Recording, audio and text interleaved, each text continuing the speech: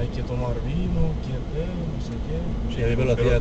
Pero si yo no quiero alcohol. Cuando yo dejé de beber, me lo hacía la gente a mí también. ¿Sí? Si no bebes, eres malo. No, Sí, sí, sí. yo hago lo que me da la gana. Foto realizada. Y me dijeron, ya no eres nuestro amigo. Y yo, no pasa nada. Yo quiero Foto beber y ya. realizada. Claro que sí. Me parece muy bien. Foto realizada. Me parece muy bien. Si te Y ellos me perjudica, miraron a mí como yo soy, no sé. como si somos, y a mí me pasó, yo dejé 5 años de beber, porque te lo expliqué, se murió mi socio, ¿no? Sí. Y la Foto verdad es que realizada. no me arrepiento. Yo limpié mi hígado, limpié mi cuerpo, limpié todo. En 5 años eliminé todas las toxinas. Y gracias a Dios que he Foto dejado de beber, realizada. Si no, yo no estaría vivo, ¿eh? Foto Pero bebiste realizada.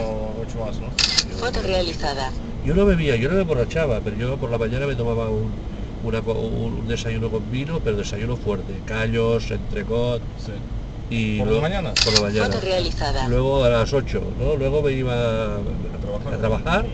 luego íbamos a un restaurante, sobre todo en esa Foto época. realizada. Cerveza, No, en el restaurante vino y champán Mochato cada día, una botella, y cerezas, que nos traían cerezas hasta pleno Foto invierno. realizada. ¿Cervezas? Cervezas. Foto Hay realizada. cerezas, Cervezas. cireras. Eso que Foto Cerezas, realizada. eso cerveza. Bueno, para comer, ¿no? Las cerezas es una fruta, Foto Sí, pero para realizada. comer. sí, Vale. pero las cerezas hay épocas que en España no hay, Foto solo hay 2 realizada. meses que hay, luego las traen de fuera. Sí, Foto sí, realizada. Foto realizada. Champán con cerezas, ¿no? Mochato, Foto una realizada. botella. Nos bebíamos 2 botellas de vino, 2 botellas de champán entre los dos.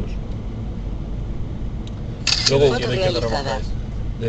hacíamos bandos a bolas, cables a bolas para los timones de los barcos y todo esto.